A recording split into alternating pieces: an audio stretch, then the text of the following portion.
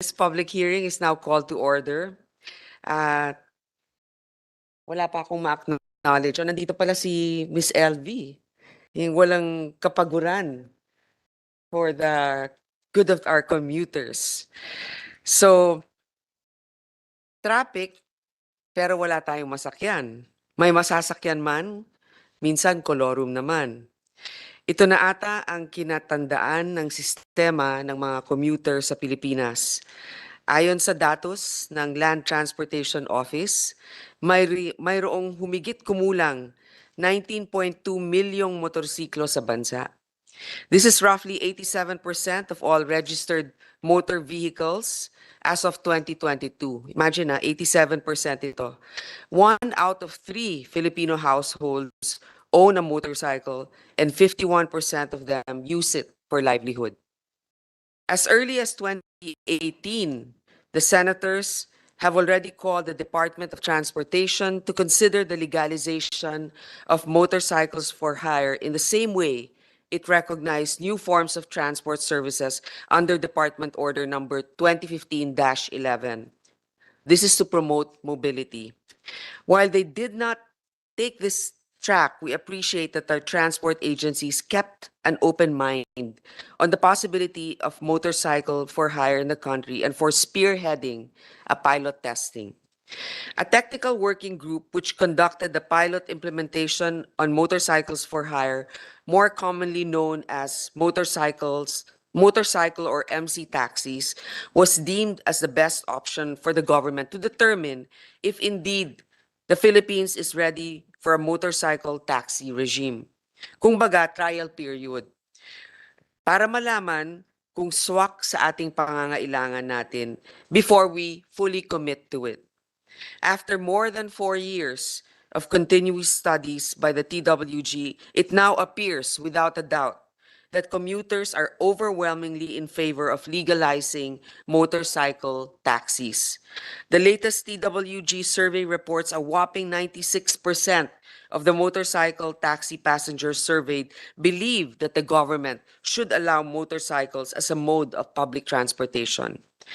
Commuters favor MC taxis' affordability and quicker conveyance time in our clogged streets of urban centers where MC taxis were allowed to operate.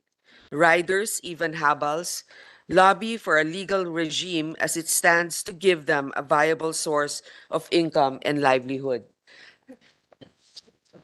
Before I continue, I'd like to acknowledge our hardworking Vice Chair of the Committee on Public Services, Senator J.V. Ejercito. Going back, interestingly enough, as regards the question of who should regulate this new species, the TWG study proposes to give the jurisdiction over MC taxis to LTFRB for operations within metropolitan areas and to the LGUs for all other areas, not much different to the current regulation of tricycles. This is something that we can discuss as policymakers. To me, this pilot study is the strength of this policy. Maaga pa lamang ay nakita na natin ang implementasyon, ang mga gaps sa implementation so that regulators have enough time to come up with solutions or interventions to improve its regulations once legalized. Now that we are convinced of the need for MC taxis, new questions crop up. Are we now ready to welcome more players? Is it time for the TWG to conclude its pilot study and submit its final recommendations to Congress? The biggest issue from then until now is the safety aspect. The most recent global status report for road safety of the World Health Organization, nearly 30% of all road crash deaths involve powered 2- and 3-wheeled vehicles such as motorcycles, mopeds, scooters, and electrical bikes, e-bikes, and the numbers are rising. This is even higher in Southeast Asia, where 43% of all road traffic deaths involve 2- and 3-wheelers. The established vulnerability of motorcycle as a mode of transportation calls for the government to step in. We need to legalize to reflect the reality on the ground, but we also need the highest safety standard to make this a true mobility alternative. Today's hearing is the first part of the two-pronged vision to not only legalize, but also create a regulatory and safety framework on the transport network vehicle system. 4 years and a global pandemic later, we believe it is now time for Congress to use the data points from the ground to craft a policy that is responsive to the needs of the commuting public and all the stakeholders of the ever-growing MC taxi industry. I would also like to acknowledge one of our team members, Senator Nancy Binay. Thank you for being here. So with that, perhaps if any of my colleagues would like to give a brief opening statement, Senator JV. Yes, thank you, Mr. Chair. Good morning, everybody. Anyway, the we were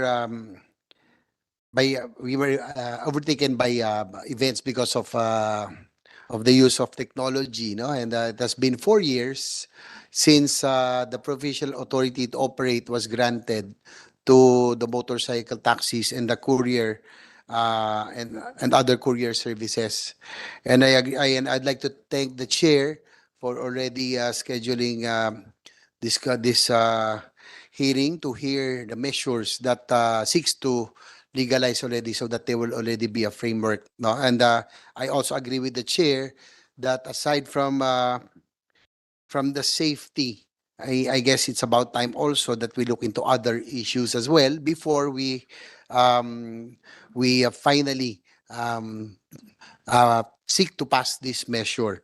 I also filed Senate Bill number 167 upang masuportahan ang pagkakaroon ng maayos na regulasyon ng mga motorcycle taxis or public utility motorcycles. Nais natin tiyakin ng ating mga riders ay may sapat na proteksyon sa batas dahil sa pamamasada gamit ang kanilang motorsiklo bilang pangunahing buhay. And likewise, we also have to look at the commuters that will be making use of this. And likewise, Madam Chair, we saw the importance of the courier riders and motorcycle taxis, especially during the pandemic. I would say that they're one of the pandemic heroes. That without them, probably our economy would have been crippled totally, and they played a big part in at least helping our economy, our businesses survive during the 2 years that of lockdowns and restricted movements. So, but again, our concern, I concur with our chair, is the safety and also other aspects, no, of having to approve finally so that they will have already a basis, a law that would already cover. But again, we cannot discount the fact that the couriers and the motorcycle taxis really played a big part and a big role in our economy again during the pandemic. So with that, Madam Chair, I'm here, of course, to support you as always. And I'm here also to hear our resource persons present. Thank you, Madam Chair. Thank you, Senator JV. Before we begin, I'd like to ask the Secretary to please read the names of those present with their designation. And those of you who are online, please turn on your camera. Thank you, Madam Chair. Good morning, Your Honors, and to all guests. Allow me to introduce the resource persons for today's public hearing. To our resource persons, if your name is called, please raise your hand so our senators can identify where you are seated. Thank you. From the Land Transportation, Franchising, and Regulatory Board, from the Interagency Technical Working Group on Motorcycle Taxi, Attorney Paul Vincent Austria. From the Land Transportation Office, again from the Interagency Technical Working Group on Motorcycle Taxi, Attorney Zoj Daphne Angustia. From the Office of Transport Cooperatives, we have Chairperson Jesus Ferdinand Ortega. From the Interagency Council for Traffic, IACT, Mr. Charlie Apolinario del Rosario. From the Philippine Competition Commission, Mr. Kenneth Tanate, Executive Director. From the Metro Manila Development Authority, we have Engineer Dandy Bobadilla and Attorney Victor Pablo Trinidad. From the Philippine National Police Highway Patrol Group, we have Police Brigadier General Raul Bargamento. From the Department of Interior and Local Government, we have Attorney Gino Lavarias. From the Department of Health, we have Medical Officer Dr. Alexander de la Fuente. From the Department of Environment and Natural Resources, Special Investigator Ms. Fatima Milan. From the Department of Trade and Industry, Engineer Ariel de Inla. From the Department of Information and Communications Technology, present virtually, we have Director Carlo Morisha. From the Department of Labor and Employment, we have Attorney Sheena Liz A. Balite. For our motorcycle companies, from Angkas, we have CEO Mr. George Royeca. From Joyride, Vice President Mr. Rico Meneses. From Move It, we have General Manager Wayne Jacinto, present virtually. From Grab, Senior Executive Vice President Mr. Yu Heng Lim. From TokTok, Operations Supervisor Ms. Princess Carla Estrella. From Easyway, we have Chairperson Ana Micolanza and CEO Hans De Una. From Maxim, we have Mr. Andres Morales Jr., the President. From Lala Move, we have Head of Regulatory and Strategy, Attorney Joy Cabenya. And for Transportify Philippines, we have Deputy Country Director, Mr. Noel Abelardo. For other commuter groups and motorcycle groups, we have from InfraWatch, present virtually, Mr. Terry Redon, and present physically, Mr. JP Redon of Public Health and Safety Policy Office. From the National Center for Commuter Safety and Protection, we have Chairperson Elvira Medina. From Commute, we have Ms. Toik Serna. From the Coalition of Filipino Commuters, National Convener Ira Panganiban. From Move Metro Manila, the lead convener, Dr. Grace Gorospe Hamon. From the Motorcycle Development Program Participants Association, or MDPPA, President Mr. Nerminio Boying Mojica. From Riders Centro, spokesperson Mr. John J. Chan. From Visor Philippines, we have their motorcycle editor, Mr. Andy Lutero. From the UP National Center for Transportation Studies, we have Engineer Eileen Mapala.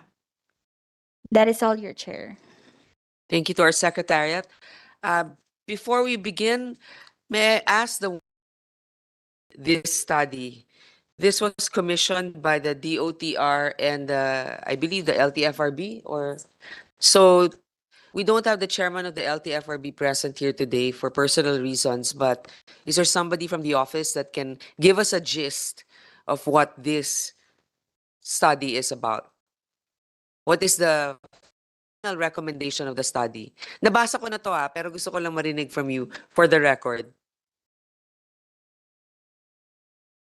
Good morning, Madam Chair. On behalf of the Department of Transportation and Chairman at Attorney Guadis and ASEC Tugade, I am the MC Taxi Secretariat. So basically, the pilot study began in 2019, wherein it was under the old administration, and then sometime in 2020, when pandemic hit us, the study was suspended due to lockdowns for around 8 months. So there were activities that were not pushed through. So sometime in 2021 or 2020 again, it was resumed. So the pilot study resumed again in the what do you call this? In the authorized areas. Basically, there were 3 chosen areas, which were the Metro Manila, Metro Cebu, and Cagayan de Oro. But initially, the study began in Metro Manila and Metro Cebu only. But this year, one of the stakeholders, which is Angkas, is now operating in Cagayan de Oro. Because before Cagayan de Oro, the local government unit of Cagayan de Oro did not allow due to pandemic. Only this year that they allowed the MC Taxi to join. So Right from the beginning, it started with Angkas, and then the previous administration had a vetting process wherein they chose three additional participants, and those are one is Angkas, Joyride, and Move It. Up to this time po, we only have three stakeholders, which are Angkas, Joyride, and Move It po. So last year, before the change of administration, when the chairmanship was still with the IACT, they submitted a report to Congress po, evaluating and recommending that the pilot study or the motorcycle units are safe and it can be feasible and can be legalized as a mode of public transportation. Now there is already a transition of administration, and under Secretary Bautista, he reconstituted the MC Taxi, and now the chairmanship is with the LTFRB. So the current administration so far is collecting more data and continuing the pilot study po. So yun po yung status po natin. Thank you. Thank you for the very concise background on this. So the gist of it is you are recommending that this be allowed, that it is basically safe, right? Madam Chair, yes po, your Madam Chair. Okay. Right now, how many are allowed to participate? How many taxis? In Metro Manila, for example. Basically po yung sa guidelines po kasi natin, ma'am, yung sa Angkas, Joyride, and Move It, tig 15,000 po yung sa Metro Manila na cap po. Although, inallocate nila among themselves yung 15,000, which is 45,000 po. Pero mayroong portion si Angkas na nasa around 20,000 plus, meron po si Move It Basta na hindi lalagpas sa sa 45,000. 45,000. Opo, So sa Metro ngayon, Manila po. hanggang 45,000 pa lang tayo. Yes, ma'am. Opo. Okay. Now, 'di ba, yan naman, like ang CAS, for example, can have more than 45,000 riders as long as they're not running at the same time. Ganun ba 'yon? 'Di ba may oras yan? Parang at any one point in time, hindi pwedeng more than 45,000. Pero pwede namang mas marami ang members ninyo than 45,000, right? Basta hindi lang sila sabay-sabay. Yung as a portion po nung operations po kasi nila, si Angkas po, parang yung ginagawa po nila, pwede po sila magkasabay-sabay, depende po yun sa mga riders po. Kasi po, app po yung ginagamit, ma'am. So, nagkakaroon lang po sila ng, kunwari, 8 hours muna yung first rider, second rider naman po yung susunod naman pong mag-ooperate po sa Metro Manila po. May we ask Mr. Royeca, what do you think about explain sa amin? 45,000 ang cap. Siguro yung share ng angkas mas malaki kasi mas malaki ang participation sa inyo sa 20,000. But you can have more than 20,000 riders, right? As long as So, ma'am, sorry I'm speaking this way because I'm just recovering from a surgery. surgery. Yeah, it's okay.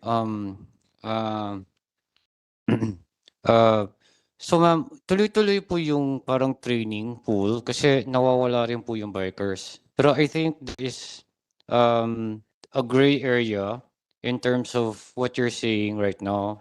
Typically, as it stands today, the cap is basically on, as I believe it, on all bikers that are registered. Pero nawawala rin po kasi yung biker because some are banned, some move on. Especially during the pandemic, many went to the provinces. However, with reference to what you said, which is correct, the motorcycle ride-hailing system is not like a taxi. Yung taxi po, pag naglagay po tayo ng quota, yung taxi po niyan, nandiyan po yan sa daan 24. Kasi part-time po, gig economy po yung sistema ng motorcycle taxi. Which is why it's only a fraction actually that's online at any given hour, at any given time, even during peak hours po. That's interesting. Senator Nancy's recognized. Madam Chair, siguro at the peak hour, ilang motorsiklo yung nakalabas? Maybe as much as 30%. 30% of the 45,000. Probably. That is a good estimate. Yeah, it's not a lot. It's not what you think. Even during the peak, kasi marami dyan, yung tinatawag naming bakbakero, which means talagang nakatrabaho sila ng 10 hours, 8 hours na tuloy-tuloy. On the peaks lang kasi may mga breaks yan in between. Usually it's just morning and afternoon. But a lot of bikers also don't want to go out during peak. Kasi maraming tao eh. 'Di ba? Maraming kompetensya. And many of the bikers are part-time, which means they just get somebody going to the office and then going home. Ang sinasabay lang. Sinasabay lang nila. So, papunta ng destination na. So, majority of the fleet are part-timers. There's only a few that are really full-time bikers, which is really the concept of ride hailing. That's why it works so well. So with that, leading to this next question of mine, would you recommend that we increase the cap? Di ba ngayon 45,000? Sabi mo 30% lang pagka rush hour. What do you think, LTFRB? Are you inclined to do that, to raise it? Good morning, Madam Chair.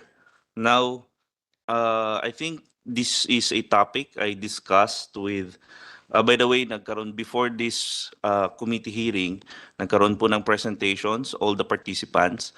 And this was one of the observations by the technical working group that while we allocated a total number of 45,000 here in Metro Manila, we learned that ganun po, around 30% lang po yung tumatakbo. Now, as far as the study is concerned, 30%, we set the cap po, 45,000. Yan po ang naging parang basis natin for the study. Now, kung as reported po by Mr. George, 30% lang po ang tumatakbo. This was an observation po that maybe we cannot get kasi we are assuming po that tumatakbo po ng lahat 100% yan so that we can get a good sample size. So for at least my opinion, Madam Chair, 30% po out of 45,000 is only roughly 12,000. So I will consult with the other members I will inform our chair po and consult the other members, but whether or not the 12,000 is sufficient to gather data po as regards the safety and security of motorcycle taxi. I know that we're also worried about congestion, but there's really a lack of mode of transportation for our countrymen. The important thing is really the safety factor. And I know that Angkas, at least I'm made aware all the time, that they really train their drivers to uphold utmost safety. Now, syempre, pag sinabi mong fatal accidents, talagang lugi talaga pag 2 wheels or 3 wheels kasi wala naman compartment to protect them. So, there's no argument there. You're really more vulnerable. But the reality is people still take that mode of transportation because of the lack of other choices that we have with our very narrow and very limited roads. So, and in other countries, this have been legalized in Thailand, for example. In other countries, of course, not. But here in the Philippines, ibang klase din yung density kasi dito eh. So, now, I know that Mr. Royeca has told the president that more jobs will be created. Ngayon, okay lang yun na mag-expand kayo na mag-expand basta the quality of training is not compromised. Then mag-accept kayo pero dapat talagang train. So ganun din LTFRB. Look for a certification and a standard that these hailing apps are requiring their drivers to have. And at some point, makikita naman natin kung balasubas yung nagda-drive, di ba? Pwede naman talaga i-report. Pero so far, okay naman yung mga ano. My concern also, the Philippine Competition Commission said na I'm not sure what your opinion is kasi Grab is trying to come in also with this ride-sharing app. We know naman Grab is already dominating the market in other areas. So, if they do come in, or have they already been admitted to this program? I'd like to ask. Madam Chair, they filed an application, but they are not yet formally included as one of the participants in the pilot study, Madam Chair. Didn't they buy into Move It? Or Joyride? Di ko na alam. Ano bang... Actually, ma'am, that topic was also discussed with the House of Representatives. Naging question po kasi kung si Grab is owned niya na si Move It. Ang naging position po kasi ng technical working group at that time is that yung authority kasi para malaman yung ownership, kung ano po yung personality, would not be from the MC Taxi po. Gusto po namin siya i-refer sa SEC po or doon po sa Philippine Competition Commission. So on our end po, ang napagdiskusyonan po ng MC Taxi nung mga ibang meetings po ay number one, dapat si Grab, if ever man na talagang legal siya na kinuha na niya si Move It po, nakaka-comply pa rin po sila sa guidelines po na inisyo ni MC Taxi Technical Working Group such as yung may facility po ba, yung mga specs po ng mga motorsiklo, yun po yung sa side po at concern po ni MC Taxi po. Okay. So the Philippine Competition Commission, what is your position on Grab joining in the pilot study or actually being a part of the MC Taxi? Yes, good morning, Madam Chair. Thank you very much. When that was referred to us, given that the use of motorcycle as public utility vehicles not yet legally in place, then we didn't comment on that.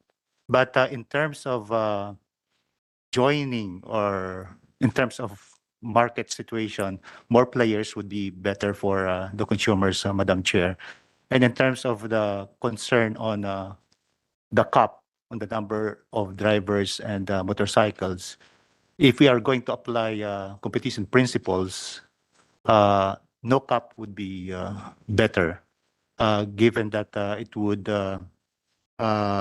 benefit the consumers and let the market dictates on the extent of the number of vehicles, motorcycle units, Madam Chair. Thank you. Actually, that's an interesting thought. No cap is better. In other countries, in your study, obviously you have to compare to other countries. Like for example, Thailand, may cap ba? Hindi na.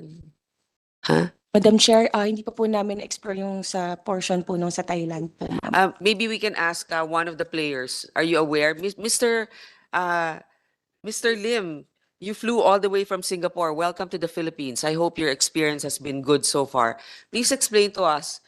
In Singapore, this is not allowed, right? There's no. Singapore is not allowed. The countries that are allowed in the region that we operate would be Thailand, Indonesia, Vietnam. So is there a cap in those countries? Are you aware? No. In terms of slots, there's no caps for motorcycle number of motorcycles in the countries that we operate in. So, for example, in Indonesia, estimates about 4 million motorcycle taxis in the country. Okay. Well, let us acknowledge here the one that really invested a lot from the very beginning. George Royeca, 2016 pa lang. Ikaw na yung nag-umpisa nito. 'Di ba? Ikaw lahat eh. Tapos ikaw ang dumaan sa lahat ng butas ng karayom para ito maunawaan ng ating gobyerno. Madam So, Chair, tumanda na nga siya eh. Kaka-attend ng hearing natin. Barong na po. hindi naman mukhang tumanda eh. Yun ang importante, hindi mukhang tumanda. 'Di ba ang gusto lang what we want when investing in any country. Number one is ease of doing business. Number two, predictability and transparency, 'di ba? And then number three is I guess that there's a rule of law, 'di ba? Yun naman talaga that is what we are trying to encourage here. So hindi pwedeng pabago-bago ng polisiya, 'di ba? So if we see that something's not working to the detriment of our countrymen, then by all means we need to make adjustments. But right now, I think that it's my position also. Basta na train you train your drivers properly, and then you reprimand them if they break the law, we should allow more players to come in. Madam Chair? Yes. Question lang. Kasama ba dun sa angkas? Kasi ang dami ngayon dyan, lalo na pagpunta ka dyan sa Mall of Asia. Yung parang hindi mo alam kung tricycle siya or or motorcycle siya. Na, na tumatanggap din ng pasahero. Is that part of your, ano bang classification nung mga ganong for rent na vehicle na mukha siyang tricycle pero mukha rin siyang motorcycle? Madam, yung sa side po na yon, hindi po sila authorized po. Malamang po ito po ay habal-habal po. Kung hindi po sila authorized at wala pong batas, maano po sila ng kolorum po, ma'am. But I guess pare-pareho naman tayo. Nakikita natin yan, Madam Chair, tuwing pumupunta tayo dito sa Senate. Ito yung parang electric. So anong classification natin dun sa mga ganong vehicle? At ito din ba ay eventually isasama natin as part of the motorcycle taxis? Sa motorcycle taxis, 2 wheels lang ba talaga? Okay. So Pero kung kasi tatlo na, may ganun na 2 wheels din, di ba? May 2, may 3. so yung 3 ba sasama ni George? Gusto mo? Ma'am, that is a possibility. Yung 3 wheels po, actually, the other operators are doing that in the provinces. May Okay. app po yung tricycle. Kaso sa probinsya may ganon. But Meron. basically dito sa Metro Manila, kasi yung, Madam Chair, ang fear ko lang, kasi minsan I think yung mga nagda-drive nung gano'ng mga motorsiklo, yung parang hindi naman talaga nag-aral. Yun na nga. At parang nakakatakot kasi sila yung biglang susulpot na lang from nowhere. At, Biktima ka na. hindi pa naman, Madam Chair. Pero, If I may, Madam Chair. Siguro yung, if I may, Madam Chair, I think yung sinasabi ni Sen. Nancy, yung mga electric bikes na three-wheelers, na minsan mga nanay nagda-ride, wala silang ano eh, yun ang, I think, Madam Chair, we have to have another hearing with that because yun yung mga hindi talaga walang training, no? Wala at and you can just buy it kahit walang lisensya and it's not registered. Yun yung mga e-bikes na China, I think. Okay. Nakikita ko rin po yan. siguro, Madam Chair, we should also define kung isasama ba natin sila dun sa motorcycle taxi. Yung mga ganitong types of vehicle. Alam mo kasi, dito sa recommendation, pag-aaral ng LTFRB will be in charge in metropolitan areas, but in the provinces, it's really LGUs. But in the interest of having something concrete that they can hold on to, for now, parang 2 wheels muna yung naano natin. Eventually, we can probably amend it. But so that they have a law that they can stand on, we will have to go with this study that they already have, which is more than 4 years old. So, yun na muna. Pero tama ka, eventually, pwede naman kasi sa IRR na magkaroon ng ano doon, area na for expansion. But for now, ito yon. Now, before we hear from all the others, the transportation commuters advocates, I'd like to hear from the three and also from Grab. Ano yung training method ninyo? How many hours? Anong qualifications ninyo para sa drivers? So let's begin with the very proactive. I'm sorry, I have to give credit talaga to George because he was the one that really braved this the environment of not being ready for something like this and educated a lot of us. So George, why don't you have the floor? If you want, I don't know. Thank you very much, ma'am. Ako po, Senator JV, Senator Nancy, and Senator Grace. Ano po, malayo na po yung tema ng ating mga hearings from years ago. So I'm very, very thankful. I'm on cloud 9 right now na hopefully, TOEICs, manapit na natin mapapasa po itong batas and also the commuter groups, Ma'am Grace. With regards to the training, initially po, we used to train for multiple days in the beginning. But what we realized is marami sa amin kasi we used to fill 90% of all applicants. Kasi talagang hirap talaga sila magmotor. Kasi ang kinasanayan po talaga nila tricycle na hindi naman nahuhulog. Pero pag tinanggal mo yung sidecar, iniisip nila, pwede na yun. na sanay na sila magmotor. So what we've done over the years is that we've fine-tuned our training module. We do a skills assessment first. The skills assessment determines whether this biker is advanced or not. And from the advanced level biker, we have a day of training.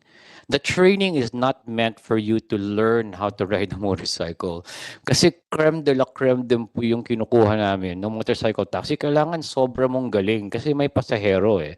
So hindi po kami nagtuturo ng paano ka mag-ride ng motorcycle. Tinuturuan namin yung safety mindset, road rules, braking distance, and then we have practical exams and training on road conditions. So meron po kaming mga obstacles dun sa course. If you pag tinungkod mo yung paa nyo twice, you fail automatically. But it's a free training, which means you can go back and retrain. So we only train advanced riders, which is why we're able to bring it down from 3 days to 2 days. That being said, we're the ones that developed the curriculum of TESDA for basic motorcycle training. That is a 5-day course from learning from zero up to becoming a beginner motorcycle. So yun po yung naging training system. But we're also the ones that certify the TESDA trainers to train the motorcycle people as part of the TESDA program. So yun po yung wino-workout namin with LTFRB and with LTO right now, na if we can institutionalize this training. Kasi right now, the training system that we've done, the courses that we've done, is also being used by the other operators. That's open naman po. That's basically the standard now. So they have also refinements on that, but essentially it's the same practical course that we've done. So, ma'am, I think if I may, if we can just have 1 minute. So for the last 4 years, we've been working on the safety aspect. But we all know that there are other aspects to motorcycle taxis, and it's not necessarily just the app. There are cooperatives also. There's a call center that you can do, any juridical entity, especially when you go down to the provincial. The idea kasi is if they're recognized by the government, whether they're 10 bikers or 1,000 bikers, they're able to afford themselves benefits like insurance, right? Government benefits, humane loans. Right now, loans are very, very high interest because they're not part of the formal economy. So I think having that juridical entity, not necessarily app-based, can be beneficial across the country. Now, the industry, although we've been operating for 6 years, 4 years regulated, is still very nascent.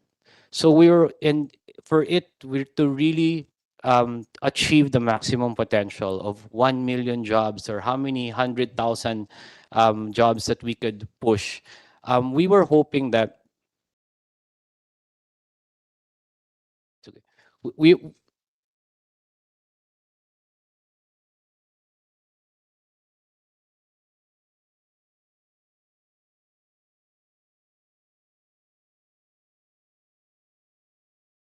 Congressman Romualdo, talagang nag-ano lang, bumati lang sa atin lahat.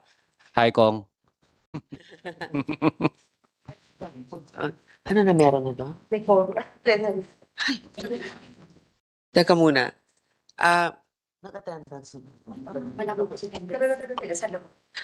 We might have to break for Sure. a few minutes, Oo, yung 1 minute ni George tapos the others. I want to hear also from Grab, but eventually might take a break kasi we have to go to the Commission on Appointments. Ma'am, so mabilis lang po ito, ma'am. So what I was just asking for, since it's a nascent industry, we have to handhold the industry, which includes other aspects like taxation, how do we treat employment, and so much other aspects around this. No, That's a good point. So you have benefits, you give them health insurance. we have SSS. fringe benefits for our top bikers. We facilitate their ability to get pag-ibig and SSS. We also facilitate for NBI clearances for new applicants. We have them in our office actually. It's a About kiosk. health insurance, I mean, accident insurance, mga Yes, sir. ganun. Yes, ma'am. We have accident insurance for all, 100%. Oh, Um, I'd like to acknowledge the presence of Senator Raffy Tulfo, si Idol.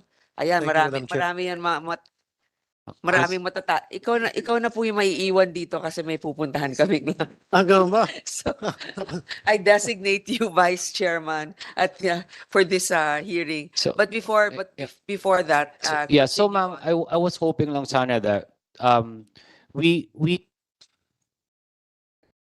yeah, and also fostering healthy competition, because at the end of the day, it is a app.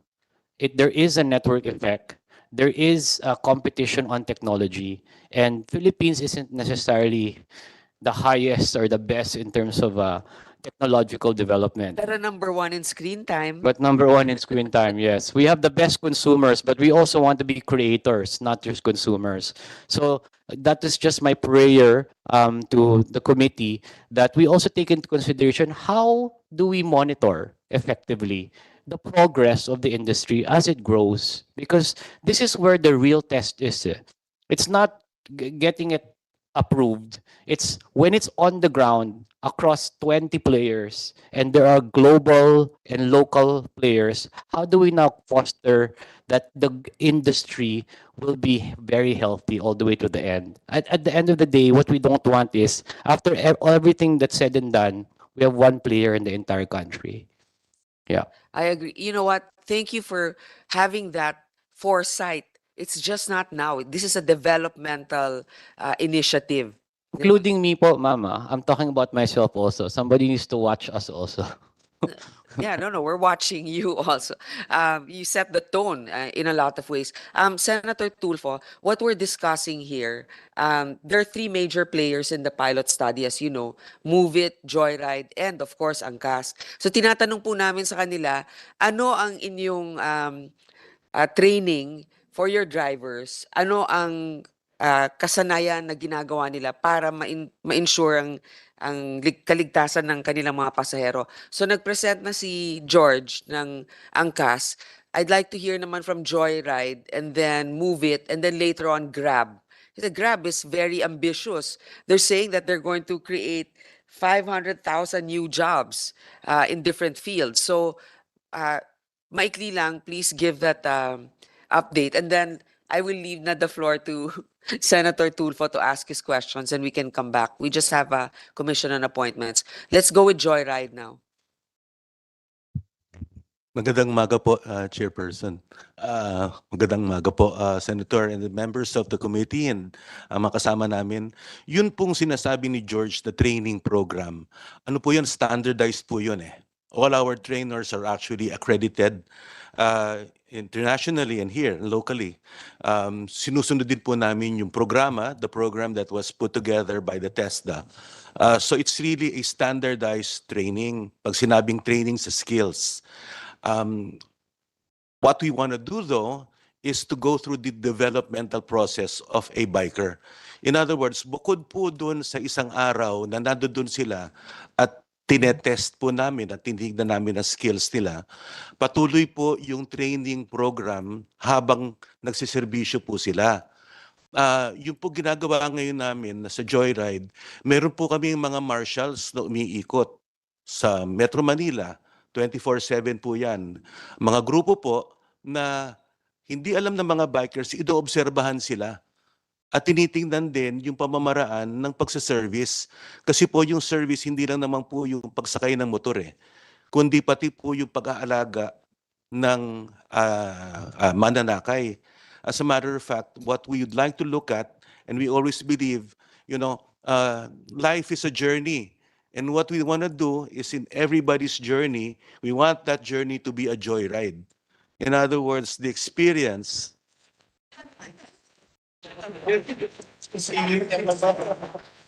The experience po. And when we talk about joy, it's the experience of safety. It's the experience because naniniwala po ang motorcycle taxi, hindi lang naman po nagpapadala o nagdadala sa isang lugar, kundi sa isang kahihinatnan. Our customers would go to schools to work, and so what we want to make sure is when they go to school and they go to work, they're not frazzled, hindi masama ang pakiramdam, hindi kinakabahan, relax lang sila para magawa nila yung dapat nilang gawin. Kaya po yung mga bikers po namin, na ginagawa namin, talagang sineshepherd po namin practically sa kalye. So bukod po doon sa pagbabantay, doon sa mga negative, mga tinitingnan. Kasi po pag nakakita po kami ng ganun, automatically pinapatawag po namin yon.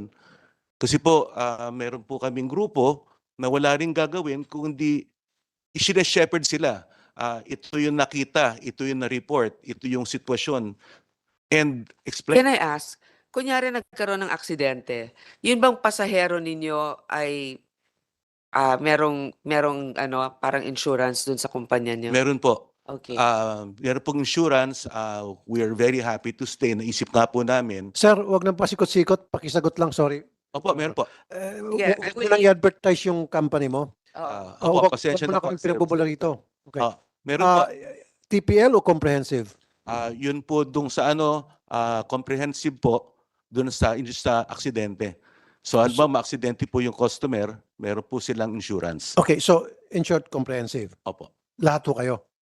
Comprehensive ang coverage. Okay. There you go. Kasi papaikutin mo lang, baka mamaya mag-advertise mo naman yung kumpanya. Oo. Go ahead. Hindi, alam mo Madam naman, Chair. pag nag-joyride, minsan, di ba, delikado rin. Pag, Oh. Hindi. No, okay. So, continue with just make it brief, all of you. And Senator Tulfo will set the tone now kasi may CA lang ako. Kung okay lang. You can ask the questions. You can ask them to continue or you can start asking your questions, sir. Oh, okay. Sa datos na meron ngayon, na I'm sure alam niyo ito, ilan na ho ba ang nadisgrasya? Umpisa natin sa angkas na mga riders ninyo. At ano po yung nangyari doon sa mga disgrasya? At ano po yung ginawa nyo doon sa rider? Sir. Good morning po, Senator Tufo. I apologize for the way I speak. I'm recovering from surgery. That's all right. I can understand that. Go ahead, sir. So we've been operating for 6 years. There have been accidents. Okay. We've maintained, and this is audited by KPMG, which is third party, a 0.003% accident rate. So that comes out to What year did you start? Yung 2000 this January 2017 po. 2017. Yeah, so Okay. Noong year 2017, ilan po ang nadisgrasyang rider ninyo na may kasamang pasahero? I don't have the exact amount, but roughly siguro less than mga 300 below at that time. 300 below. Thereabouts, sir. But Okay. yeah. 2018, ilan po? So ngayon po, every year po yan. Mataas ba? Kasi I'm leading to... my Tumataas question po is kasi leading yung ride, tumataas po yung bookings. Right. So syempre, we've maintained the percentage, pero tumataas po yung absolute number. So right now, it's below 1,000 a year. Parang No, ganun po. ang gusto ko lang kasi malaman, and then Yes, I'm sir. going to ask all the other companies. Bumababa ba o umaakyat yung naaksidente ng mga riders ninyo na may kasamang pasahero? So, with reference to the number of bookings, gumaganda po yung accident rate namin. Bumababa yung accident rate. Bumababa. But yung absolute number po, kasi dumadami po yung bookings, tumataas. Pero yung accident rate po ng accident, bumababa. Kahit na dumadami yung booking, sir, kung nag-iingat kayo, constant yung reminder nyo. Bumababa po yung rate, yung accident sa rate. training. So bumababa Yung accident rate. yung numero ng Yes, sir. accident rate. Yes, sir. Okay. I don't think so. Oh. Kasi sir, noong 2020, 3,307 motorcycle road crash incidents, ano po? And then, 2021, 3,069, and then 2022 tumaas ng 7,500. Siguro ito total. Total yan, sir. Right. Sir, yun po yung hindi po dumaan sa operator or sa training po namin, which is yun yung po piniplead namin na case. Pag dumaan po sa training, yung driver, at yung training po na ginagawa namin na safety training, nababasbasan po siya ng safety learnings or safety mindset. Gumaganda po yung pagtakbo niya ng motorsiklo. Okay. Yes, sir. Doon po sa sinasabi niyong comprehensive insurance, accident insurance ito, Yes, sir. magkano po yung coverage? Sir, we have 200,000 for medical reimbursement and 500,000 to 1 million death and dismemberment. Ano ibig sabihin ng medical reimbursement? Ano po yun? Pag binigay, so hospital kasi, yung claims po kasi matagal eh. So, kunyari, ina-advance po namin or ina-advance nung biker, for example, nandun po siya sa hospital, after, yung pwede mo i-claim against yun, i-reimburse po yun ng insurance company. Okay. Yeah. How about dun sa pasahero? Kasama po yun, same. So, ibig sabihin, maggastos muna yung pasahero ng kanyang hospitalization and then i-reimburse nyo. Iba-iba po. Most of the cases kami po talaga yung nag-handle. Kami yung nag-advance in most cases. Ayoko po in most cases, in all cases dapat. In all cases dapat, but sometimes kasi yung pasahero mismo talagang nagkukusa na po eh. No, there are Yeah. so many instances na nakatanggap ako ng mga reklamo na yung pasahero ang nagpapaluwal muna dahil ang hirap kausap ng mga kumpanya tulad ninyo. Kaya sila nang napipilitan na magpaluwal ng pera. Well, we'll So make- what I want is dapat kapag may na-aksidente na rider ninyo na may pasahero, agad-agad pupunta kayo sa hospital, agad-agad bayaran yung hospitalization, sagutin nyo everything. Huwag nyo na pong entayin na magpalabas ng pera yung na-aksidente nyong Tama po rider, yan, Senator pasahero. Tulfo. In fact, meron po kaming emergency fund that is 24/7 and we have partnerships with 50 hospitals. In fact, before, what we realized, Senator Tulfo, is kung motorsiklo po yung na-aksidente in some of the hospitals, humingi po sila ng deposit. Kaya po talaga nag-partner kami with the hospitals na pag motorsiklo po ang po yung na-aksidente ito, dire-diretso po yung care ng doktor. So we really endeavor to make sure that we cover that po. No ifs, no buts. Okay. Mr. Jesus Ferdinand Ortega, kayo po ang Chairperson ng Office of Transportation Cooperatives. Ano po yung ginagawa ng inyo pong kooperatiba hinggil sa usaping ito? Yeah, good morning, Senator. On the part po sa OTC, naghahanda po kami kasi if when po magiging batas itong pag-aalaw sa mga motorcycle po na maging transport po, no, service ng ating bansa, on the part of OTC, ang gagawin po namin, based on that new law, pwede na po namin irekomenda sa OTC board na magkaroon po ng kooperatiba po yung mga riders natin, yung mga motorcycle riders in the time na magkakaroon po tayo ng batas. Okay. Meron pong mga habal-habal kung tawagin. Of course, hindi kasama itong mga angkas, itong mga legit na to, si Grab and all. Especially sa mga probinsya na nag-aangkas na nagpapasakay ng mga pasahero, 2, 3, kuminsan 4. Wala ba kayong ginagawang move against this? Sino ba dapat ang enforcement? Meron ba tayong taga-enforcement dito? Taga-LTO po kayo? MMDA. Kayo po ay LTO. Kasi ang MMDA sa Metro Manila, usually rampant itong sa mga probinsya. So, LTO, meron kayong ginagawang move against that na napakadelikado? At least sila, isang pasahero lang. Yung mga habal-habal, kung tawagin, 3, 4, tapos may mga karga pa. Meron sa harap, 1, meron pa ako nakita, 1, 2, 3, 4, 5. Kasi meron pang konting bakal sa dulo, upang pa yun. And nangyayari yan palagi sa mga probinsya. Wala ba kayong ginagawang move against this practices? Senator Tulfo, yung sa portion po na yan, dahil po may enforcement power po sa LTO, sir, yung mga enforcer po namin nationwide, sir, dinadirect po yan ng aming Assistant Secretary na para pong mas lalo niyang i-strengthen yung paghuli po dun sa mga unauthorized po, kagaya ng habal-habal po. So kapag ganyan po, meron pong mga ini-impose na penalty po, ang violation po nila for that ay colorum po, kasi po hindi po yun allowed po. And even while we speak, nangyayari po ito sa iba't ibang mga probinsya. Pagbaba mo ng mga airport, pagbaba mo ng pier sa barko, nandun na itong mga nag-offer ng habal-habal at bukod pa sabi ko, 3, 4 na pasahero, may karga pa. So, dapat magbantay kayo sa mga pier, sa mga airport, sa mga palengke. I don't think you're doing it. pwede kayo makipag-coordinate sa mga traffic enforcement group ng iba't ibang LGU. Are you doing it? Ang enforcers po namin, meron din po silang coordination with HPG and PNP po. Meron po silang mga dinedeputize po from HPG and PNP po. Pero kagaya po ng sabi niyo, Senator Tulfo, mas lalo po naming pagtitibayin po yung pag-enforce po ng Ano pong batas. ginagawa ng inyong flying squad? There's such a thing as flying squad, di ba? Ano, hanggang forma lang yung flying squad nyo? You guys are doing, I don't see wala ko nakikitang flying squad na gumagala-gala sa mga kalye natin, sa mga highway, or even sa mga probinsya. Hindi ko nakikita.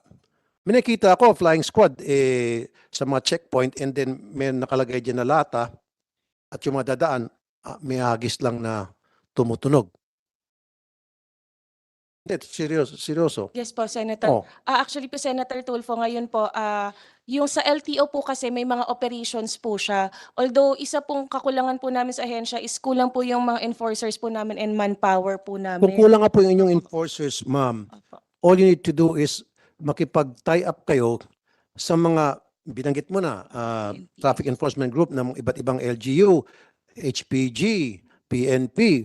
Why didn't you do that? Kasi every single day, like I said, even while we speak, pumunta ka sa mga pier, pumunta ka sa mga airport, sa mga probinsya, nandoon nakatambay yung maraming motor at nag-offer ng habal-habal ride. At napakadelikado po yan. Marami na po na aksidente niyan. Just imagine, 4-5 isasakay dyan sa motor.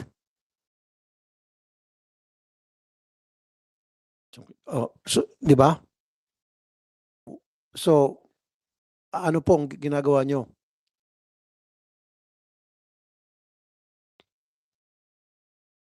Sige po, Senator, yung kagaya po ng observation niyo po sa ahensya namin, ipaparating ko po ito sa enforcers po namin na mas lalo po nilang ikutin po yung mga areas at saka ano, kung saan po yung mga dapat magko-concentrate po sila po para po mas ma-enforce po yung... Siguro, Angkas, Joyride, Grab, ano mo to, Maxim, Takeover, Tok-Tok, lahat kayo, ba't di nyo na lang kumbinsihin?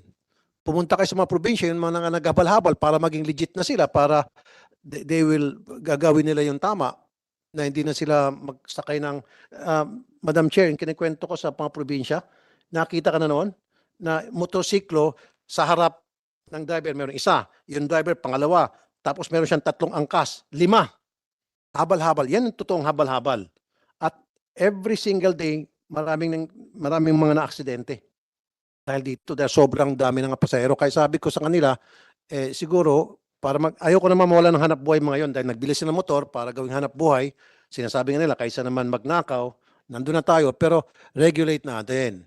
So, dyan siguro kayo papasok. Siguro, i-recruit yung mga ito, tapos turuan nyo ng tamang pamamaraan ng paggagamit ng kanilang motorsiklo, bigyan silang lisensya. Why don't you do that? Diba? Actually, Sen. Rafi, I'm glad you raised that point. Kausap ko lang si Congressman Romualdo ng Camiguin. Yun din ang concern niya. Masyadong unregulated yung mga ganon na wala namang proper training. Minsan nga, para yung mga may bahay, para magkaroon ng trabaho, yun ang ginagawa, hindi naman sanay pa magmaneho. No, okay na tayo, mabigyan sila ng trabaho. Kaya nga, dito sa legalization nitong motorcycles for hire, tignan natin eventually paano ba mare-regulate muna. Kasi pwede naman kayo, di ba, nagkaroon na tayo ng pilot study para dito sa two-wheelers. Baka naman magkaroon din kayo ng pilot study naman doon sa mga ganong klaseng mga habal-habal. And in the meantime, baka yung mga big players natin, pwedeng sumama dun sa pilot study na yon na kunin para magkaroon ng cooperative din yung mga Yes. grupo na yon, no? Yes. Pero yun nga, Sen. Rafi, gusto na natin kasi ma-legalize ito para may batas silang tinatayuan. At protektado sila at kanilang mga pasahero. Correct. Na protektado sila, tapos pag nagpalit ang administrasyon, hindi naman yung iba-iba na naman yung regulation.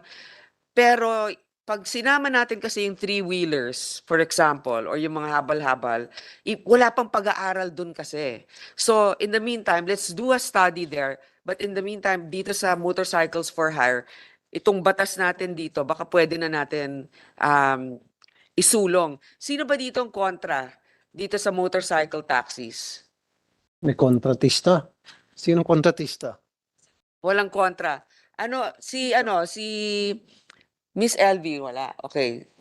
Miss LV, ano bang feelings mo dito? Kasi ikaw talaga yung ever since. Madam Chair, I submitted our position paper, and we said that we are not contradicting it, but we would like to put in some of the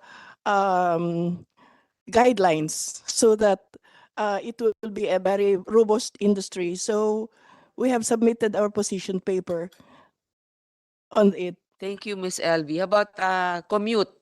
Si Miss Toix. Hello po, good morning po. Thank you, ma'am. Ang commute po has been supporting yung regulation po ng motorcycle taxi. Our position has been since 2018 na sana ma-regulate yung motorcycle taxi industry. Ginagamit na po to ng mga commuters. And I think the main problem really is kulang na kulang yung masakyan ng mga tao. People are already using it, so magandang ma-regulate na ito so that we are better protected. And then I guess from hearing now sa sinasabi ng ating resource speaker, sila George, I think ang hope din namin ng commuters is there are good practices now na ginagawa yung motorcycle company. Sana po yung ating mga agencies like LTO, LTFRB are probably taking note. Maybe these are some practices that we can help institutionalize. Magandang ma-institutionalize po to kung ano yung ginagawa nila to improve yung driving po ng ating mga motorcycle riders. That would be, that would benefit everybody else, no? Hindi lang yung motorcycle industry. So I think these are really good points po. Thank you, ma'am. Madam Chair, meron ako yes, Senator tatanong sa Tulfo. Grab. There was an issue of overcharging. In fact, you were ordered by the Philippine Competition Commission, PCC, na mag-refund amounting to 24.45 million. Yan po ba ay na-refund na? Sir, Singaporean po siya. So, Oh, but I'm sure he was able to get a gist of what did you he was understand what I using. said? Because there was an issue about overcharging. Okay. And the Philippine Competition Commission has ordered Grab to refund your customers in the amount of 24.45 million pesos. My question is, did you do the refund already? Has it been done? Thank you for the question. We were trying to get guidance from the PCC on exactly how do we refund in the proper way. So we're happy that there's now guidance being given and we can now proceed with the refund. That you mean to say you were not given a guidance? All you received was a memo from the PCC asking you to refund your customers? That was it? Yes, so we had different ways of trying to refund some of the customers. We could not find them anymore, or they haven't passed through the KYC You process. cannot find the customers anymore, but at least you should have initiated something by contacting your customers because they're in the applications. Yes, so we've been constant engagement with the PCC to work with them towards how do we find the customers and get refunds. So we've tried, and now we have. Madam clear Chair, guidance on how we do. who next time invite natin PCC? Kasi they were ordered PCC. Nandito po sila. PCC, okay, thank you. Well, he said they were just waiting for the guidance from PCC, how they would initiate that refund, how that would be implemented. Yeah, thank you, Senator. So you just issued a memo to them, asking them to refund their customers without giving any more details about the refund scheme? Yeah, actually, we issued a decision, Madam Chair, sir, and for them to also we provided guidance actually. For example, they need to advertise that refund so that those who don't have wallet, because some of the beneficiaries don't have wallet, Madam Chair, and so if E-wallets. yeah, e-wallet. So if those that don't have wallets or will not report to Grab anymore, then the remaining balance will be remitted to the treasury, government treasury. Okay, normally, like for example, if you have a class action suit against a company like Facebook, I think meron doon, Facebook will send a guideline either through Facebook itself or in other platforms, maybe in your app, you can also send that. And then they can register there. And then if obviously, if you reach the maximum point of the amount that was mandated for you to refund, then you're done. Otherwise, if you don't tell them how they can get their refund, they wouldn't know. I think you should be a little bit more proactive about this. How much is it that you need to refund? 24.45. Follow-up question, Madam Chair. Yes, sir. Okay, you heard what he said, right? That when they issued the order for your company, Grab, to refund your customers in the amount of 24.45, it was stipulated in that order how you would conduct the refund, and which is, to start with, is to do an advertising. Did you do that? Did you advertise Yes, so to let your customers know that you guys were ordered by PCC to refund? yes, so we have refunded as much as we can. Oh, Contact, you have already refunded. up to about so 73% has been refunded of Oh, 33%. 73%. Oh, 73%. 73%. I thought you haven't refunded Oh. anything at all. Well, we have refunded since the imposition. So we managed to refund 73%. There was another 27% in which we were finding difficulty to refund. How much is the average refund money, sir? I have to check. I don't have the exact number right Hey, now. can you It's tell? very small amount because it's Very small. yeah. Okay, what was the reason for the overcharging? I will need to check that for you. I need to check that. I don't have that information right now, but I can get back to you. PCC, Grab lang ba ang nagkaroon ng ganitong problema na nag-overcharge? Yes, How about yung other? yes, sir, riding because companies? that is related to the Uber Grab acquisition. I'm sorry? Grab over acquisition, that's related to As the acquisition. four-wheel drive vehicle service. So the original penalty the original amount that need to be refunded, sir, is 24, and Grab already refunded around 18 million Right. plus. No, ang tanong ko, sir, Grab lang ba ang nautusang Yes. mag-refund? Yes. How about the other taxi motorcycles? Sila lang, sir, kasi sila lang yung may ride-hailing app. Okay. Thank you, Madam Chair. Thank you. Magaling talaga magtanong ang ating kasama dito. Yun yung concern din ng mga tao, no. But going back to the training for the safety of our passengers. Grab, Mr. Lim, are you familiar? What training procedures do you have? Do you have the same as Joyride and Angkas? We're very similar onboarding trainings for our drivers. We have driver training centers. In fact, we also have we also have partnerships with our investor Honda to also do in-house training. What we also do in other markets where we operate two wheels is that we constantly monitor the behaviors of our drivers. So if they're How do you do that? How do you monitor their behavior? using the app. So for example, if they make a sharp turn or they go above the speed limit, You have that in an app? It will show? we use that to track drivers. So if we find drivers are driving dangerously, we will then trigger alert to have them. No, go- that's why. So they have to have their phones on while they're riding. Oh, no, so How do you determine the sharp turn? Is Uh, that so- instant or just yes, so because they are using their phone, and then when they're driving, we track their geolocation. We are able to detect that. so you have a command center? Yes, we Okay. track. those. Angkas, do you have that? You also have that app that will Um, determine erratic behaviors? We don't have it to that level, but we do have a command center and we have marshals all over. All right, go ahead, Grab. Yes, so beyond training, we also use again technology to track drivers' safety performance and trigger more trainings. We also do things like having facial recognition so that whoever say he's the driver is indeed the driver who is doing the driving, and make sure that then there's another layer of safety. So that there are things in which we can offer from our experience in operating other countries and bring that and also share it with everyone here. That's quite interesting. I didn't know there was that capability to be able to determine the track record of a driver for safety. Madam Chair? Yes, yes, sir. Pwede makasingit. Meron ba taga LTFRB dito? LTFRB? Okay, according to an article from the Inquirer, itong InDrive and Maxim that that are still in operation ay Colorum daw. Maxim, dito ka. LTFRB, anong findings, anong final findings nyo? Kasi ayon sa article di sa Inquirer, Colorum daw ito. Itong si Maxim Kasi parang hindi sila kasama sa pilot study, di ba? sa InDrive. So why did we invite them kung sila ay Colorum?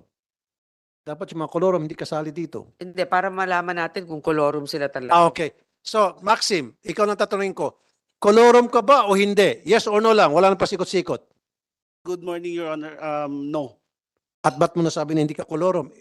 Sabi sa isang article, Colorum ka dahil Russian daw yung, ano mo?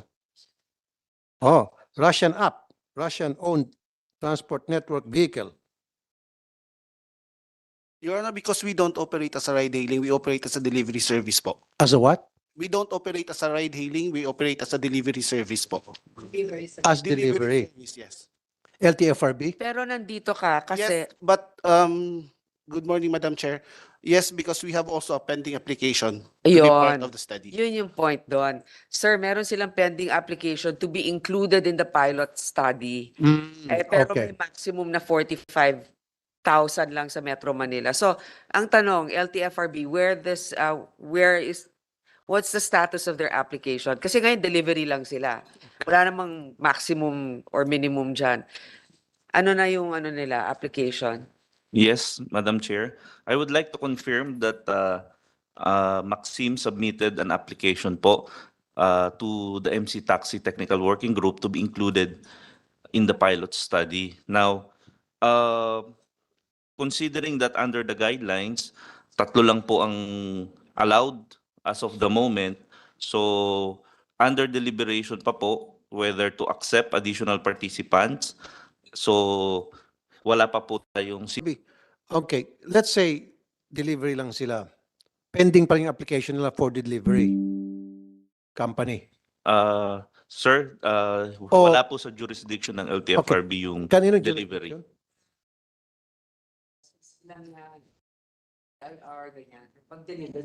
Delivery. Okay. Okay, so yung para sila yung magsakay ng pasahero, yung application nila ay pending. So dapat hindi mo na sila magsakay hanggat hindi maaprubahan yung kanilang application. Yes po. Okay? With due respect, Mr. Chair, can I ask our legal department to answer or to provide some information about that? Sige po, go ahead po. Good afternoon, everyone.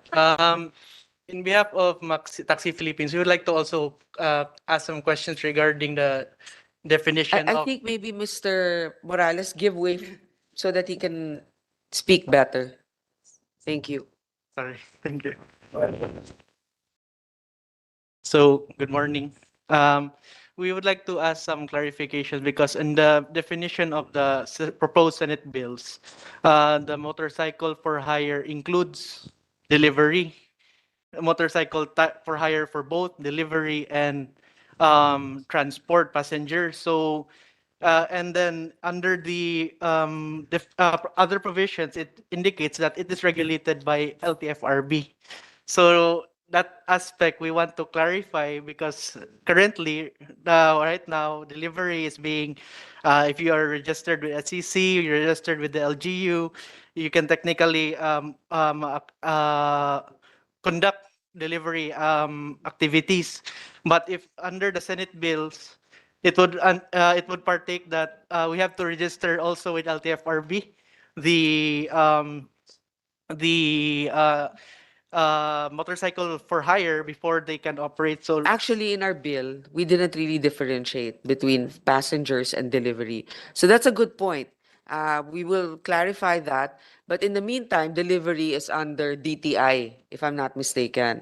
Okay, so thank you for that clarification. Madam Chair, follow-up lang question. So, meron na ho kayong permit Yes, sir.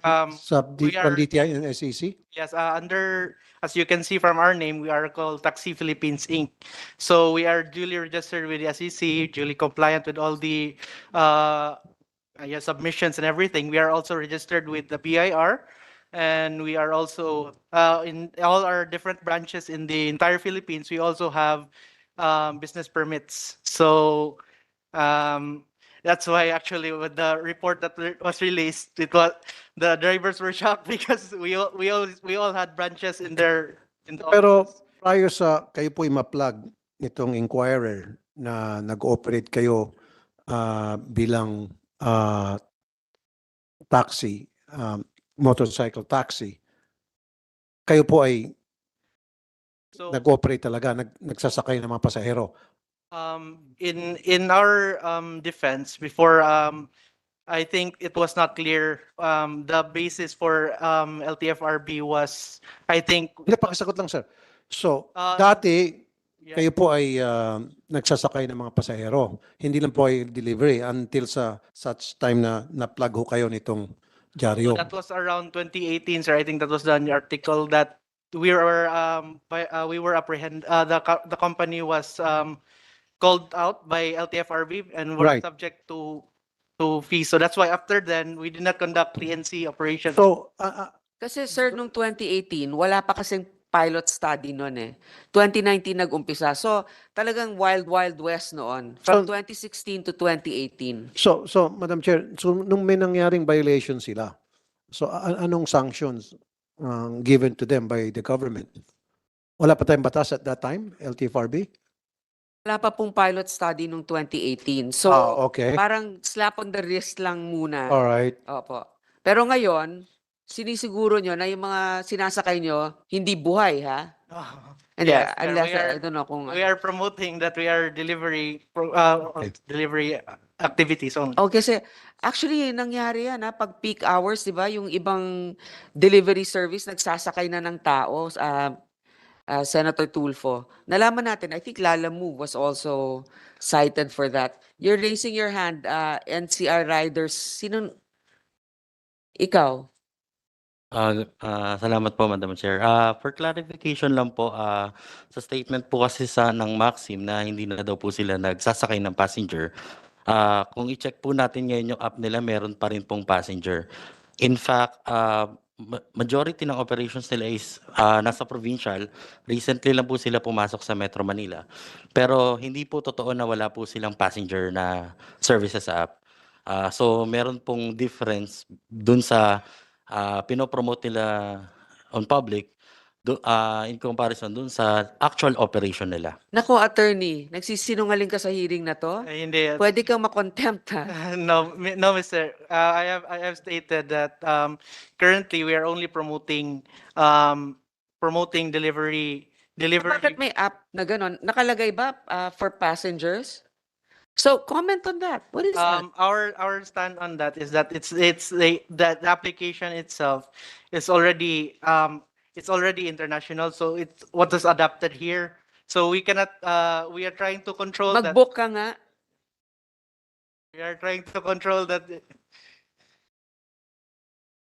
TFRB, this parang doesn't begin with a nice relationship, di ba? Parang it's starting out on a sour note if they're already violating. O, anong sabi? How many minutes?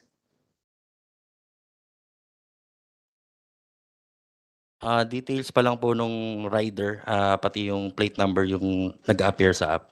Pero Pero- tanungin mo yung driver, pwede ba tao sumakay dyan? Okay po. Sige po. Sige, thank you, Mr. John. No, di ba? Kasi we just have to verify what you're telling us is true. I'm glad this issue was raised. Senator Tulfo, anong comment mo dyan? Maganda, go ahead. Sabihin mo na kung pwede yung tao. Opo. Sige po. For Ano sagot? clarification lang din po, may mga members din po kasi kami sa Rider Centro na Maxim Riders. Ang concern po kasi namin dyan, isa po sila sa mga player na pumapasok sa gig platform economy na ina-apply yung penetrating price. So, isang concern din po ito since ang focus po natin is sa public service.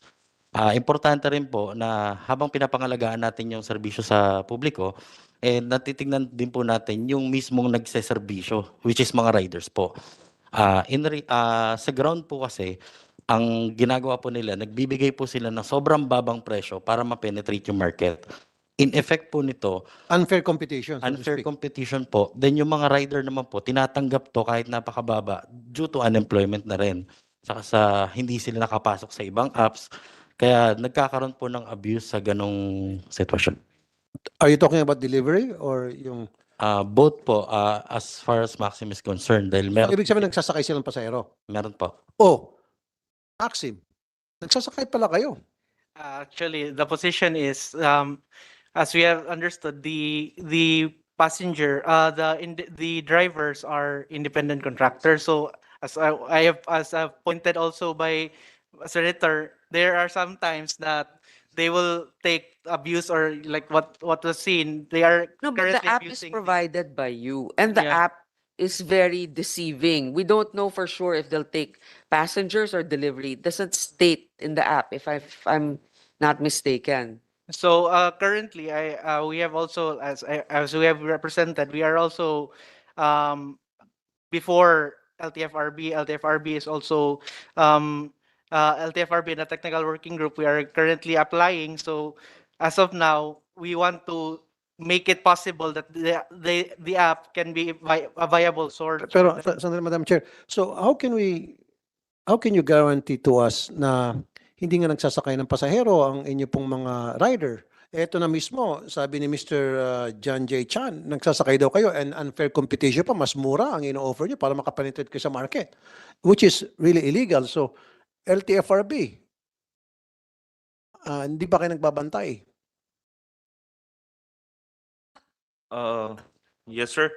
Now, as regards motorcycle taxi operation, wala po ang jurisdiction ng LTFRB with respect to complaints and violations po. Or- We or course may- it through the MC Taxi Yeah, Technical Working so Group. maybe, Madam Chair, we have to go to DTI or SEC kasi they're in violation of their business practice. Meron nag-post, I was told that Maxim is the recommended app for motorbike rides, delivery services, etc. In Cebu, it is cheaper than Angkas. You'll have to try. So talagang, they have to answer for that. Oh, you're undercutting the market kasi obviously you're running illegally. DTI, do we have anybody from DTI DTI. online? Gusto magsalita ni Mr. Chan? Oh, Madam- hindi ka kumikibo, Engineer Dainla. Morning, Madam Chair. I also have experience with the app. Meron po siyang access on for the riding po, no? And with regards po sa data, we will verify with our other colleagues in the business name registration if they have an existing business name with the. So in the meantime, what penalties can we give them? Hmm. LTFRB. Nakita na ninyo yan. Tapos DTI. Pero wala kayong wala kayong jurisdiction over them. So it's DTI. So, Do you have a jurisdiction? if caught Attorney- red-handed siguro, Madam Chair, if caught red-handed, then they'll be under the jurisdiction of LTFRB at pwede silang ma-penalize kasi pending their application. But for now, it should be under Colorum sila DTI. So, and Colorum, and then how about the PNP, the HPG, the LTO? Pwede na kayo manghimasok dito. Panguli nyo sila. Are you guys wearing uniform? Ano bang uniforme ng Maxim Taxi? Senator Nancy is recognized. With the permission of Senator Tulfo, hindi ho ba pwedeng i-down yung app nun? DTI. Or DICT? DICT pala. I-down pala muna, I agree. I-disable muna, i-down muna yung apps ninyo kasi Colorum pala kayo eh. And ito, may ebidensya na tayo. Senator JB, may mga nagre-report nga sa kanya. Paano siya? Sino ang pwedeng mag-down ng app, makapag-utos? Siguro DTI. DTI, can you order Maxim to disable their app? Mr. Chan, Gusto ko lang po mag-comment dun sa pag-down na app. Although, sa part po namin, marami rin po kasi kaming mga rider na nasa Maxim at the current time. Siguro po, pwede po natin munang i-review na wala po muna silang hailing services for safety purposes na lang din po. Pero So, Madam Chair, Okay. parang imo-modify natin yung capability ng app nila. Thank you, Madam Chair. Siyempre, maraming hanap buhay ang nakasalalay dito, Sen Tulfo. I know, Madam Chair, pero how about the safety of the Oh, passengers? exactly. Hindi sila rehistrado. Yes. So, paano ngayon yan? Kasi kapag naka-aksidente sila sa pasahero, hindi mababayaran ng insurance. Kasi ang insured lang, yung cargo, yung gamit na pinadeliver sa kanila. O yan, The passengers are not protected. So therefore, i-down na tong apps. Yeah.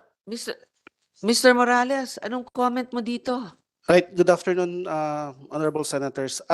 Actually, with regards to Maxim, Maxim really is a ride-hailing company. When we started, since this is an international company, part of the company is international. So this is really a ride-hailing company. So when it got business here, that year, yes, we are really strictly telling riders, because I am also a city manager. I also handle one city, which is Bacolod. In my jurisdiction, I have really restricted drivers from taking passengers. But What can you say about this incident? For this incident, Madam Chair, since as what our attorney has said, the app is open sourced. We don't really have, since these are third part, we consider riders as third party. We don't really have complete control over them on what we do. So we really depend on customer complaints. If there are any customer complaints, then we block the login number of specific Yung app, riders. galing sa inyo yung app na yan? Yes, di ba? we have because So how can you not control the app that you developed? actually, Madam Chair, we have been trying to remove. We have already instructed our IT department to remove this motorcycle because this motorcycle was the source of this booking. All right, and before there were some, how do you call it, man?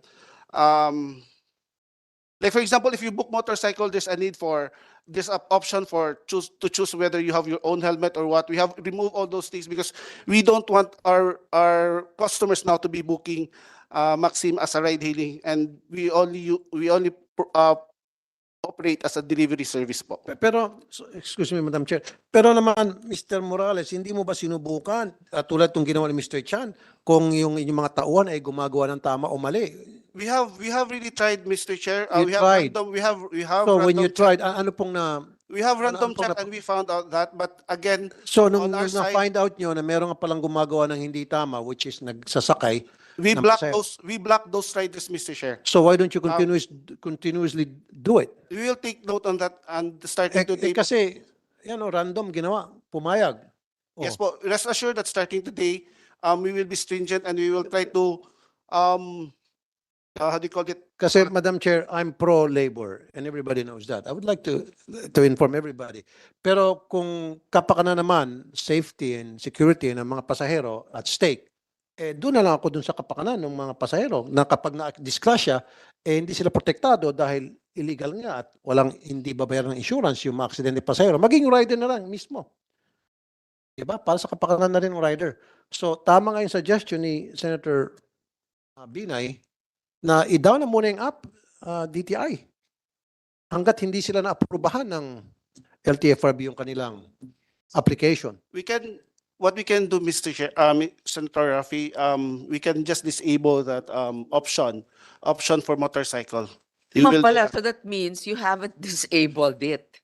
So you left it there. Yes, Madam There's Chair. issues already.